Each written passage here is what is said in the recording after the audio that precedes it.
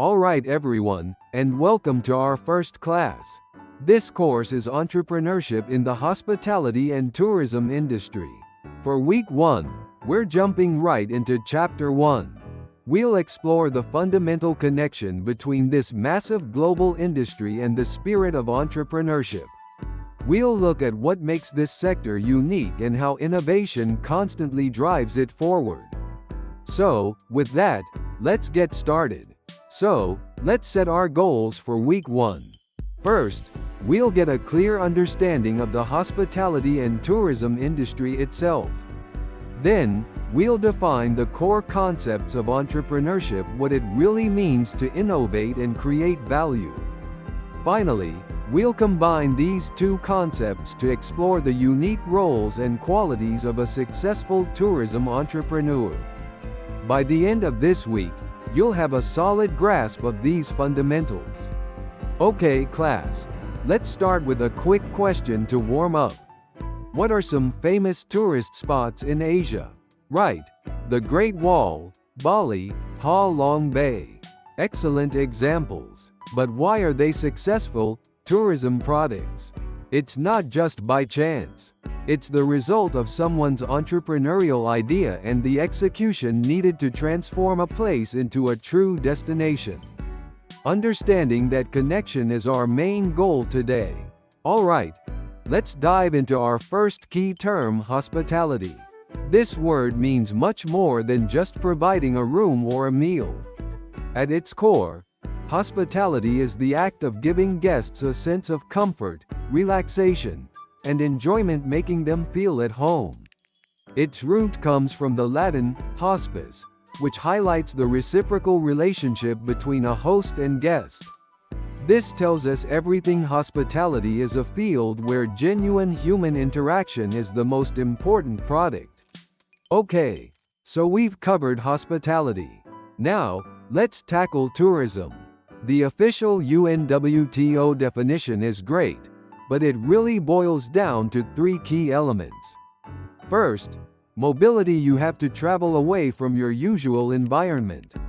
Second, temporariness. It must be a temporary stay, not a permanent move. And third, a clear purpose, like leisure, business, or study. These 3 components, movement, a time limit, and a reason, are what truly define tourism. Alright, so how do these 2 concepts, hospitality and tourism, fit together? Think of it this way. The tourism industry is the entire journey, the big picture system of a traveler's movement. The hospitality industry provides the core, essential experiences at the destination, like your hotel and meals. They are inextricably linked. You simply cannot have a high-quality tourism industry without excellent hospitality. It's the engine that powers the journey. Okay, so let's break down the tourism industry into its core building blocks. We can use a simple 5-part model. First, you have attractions, the reason people want to visit in the first place. Second, transportation, the way they get there. Third, tourism organizations that support and market the destination. Fourth, accommodation, a place to stay. And finally, amenities, the services like restaurants and shops that complete the experience. All 5 must work together as an organic system. Okay, let's apply this model to a real-world example, Myeongdong in Seoul. It's a perfect tourism cluster. For attractions, you have K-beauty, department stores, and street food. For transportation, the subway offers amazing access.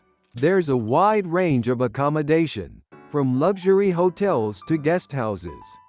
Countless amenities like cafes and shops. And finally, strong promotion from tourism organizations. All 5 components work together to make it a premier destination. So, just how big is the tourism industry in this part of the world? It's massive. The Asia-Pacific region is a key engine for global tourism growth. To give you some perspective, pre-COVID, it accounted for 25% of all international tourist arrivals. For many nations, it's a strategic industry, contributing 5 to 10% of their GDP. And because it's so labor-intensive, it's a powerful driver of job creation across the entire region. Now, I want to speak directly to the international students here for a moment. You are potential key players in this market. Why? Because the largest groups of tourists visiting Korea are often from your home regions. This gives you an inherent understanding of the target market. Plus, your language proficiency and cultural background offer a massive competitive advantage for any future tourism venture. This is a unique strength you should all recognize. So, it's crucial to see that the tourism industry is incredibly broad. It's a complex, convergent industry with huge linkage effects. Beyond the obvious hotels and airlines, it includes the MICE industry for big conventions, entertainment like theme parks and K-pop concerts, and even special interest tourism like medical or wellness travel. It's deeply woven into many other sectors of the economy. Alright, let's shift gears and look at some of the latest industry trends. First up is smart tourism. This is all about integrating technology like AI, big data, and IoT into every part of the travel experience. The goal? To make travel more personalized and efficient for everyone. Think of things like AI chatbots that give you 247 info, or using your smartphone for a completely contactless hotel check-in. It's about creating a seamless, customized journey. Our second major trend is sustainable tourism, which is all about responsibility. The core idea is to develop tourism that minimizes negative impacts on the environment and local communities, while maximizing the positive economic and social benefits. This includes everything from zero waste hotels that cut down on single-use items to fair travel products that ensure local residents benefit directly. It's about creating a better, more ethical way to explore the world. Our third trend reflects a major cultural shift: experience-oriented tourism. There's a clear move in consumer values from possession to experience. Modern travelers want more than just photos of famous landmarks. They want to deeply engage with local culture. This could mean taking a cooking class with a local expert or trying a live for a month travel style. The focus has shifted from simple sightseeing to finding personal meaning and authentic connection. Okay, let's quickly recap the key points from part 1. We've defined hospitality and tourism as an interdependent industry focused on providing experiences. We've also seen that it's a complex system with deep connections to many other industries. Finally, we've highlighted the key global trends driving change: technology, sustainability, and experience-oriented travel, with the Asian market playing a leading role. This gives us a solid foundation for our next topic. Okay, moving on to part 2. Let's define our core concept: entrepreneurship. Now, it's crucial to understand this isn't just about starting a company. It's an innovative mindset and a mode of action.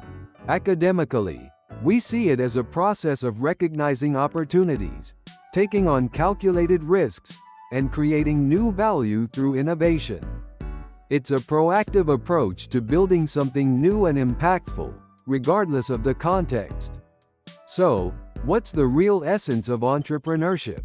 At its heart, it's the ability to discover and solve problems in order to create value. This mindset is a powerful driving force for changing the world. And I want to stress that it's not just for startups, it's a core competency needed in all organizations, from large corporations to the public sector. It's a proactive attitude that constantly seeks to improve our world, not just settle for how it is. When we talk about entrepreneurship, we have to mention one of the greats, Joseph Schumpeter. For him, the absolute core of entrepreneurship was one word: innovation. He coined the famous term, creative destruction. This is the dynamic process where new innovations destroy the old market order to create a new one. Think of how streaming services like Netflix made video rental stores obsolete. That's creative destruction in action, the engine of economic progress.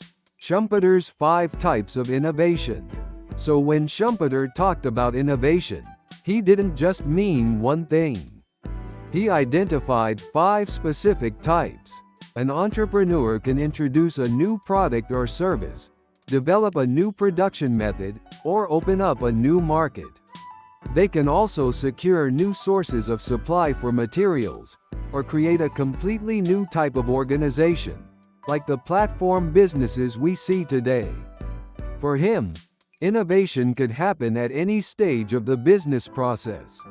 So let's apply this to our industry. A perfect, modern example of creative destruction is Airbnb. What did it destroy?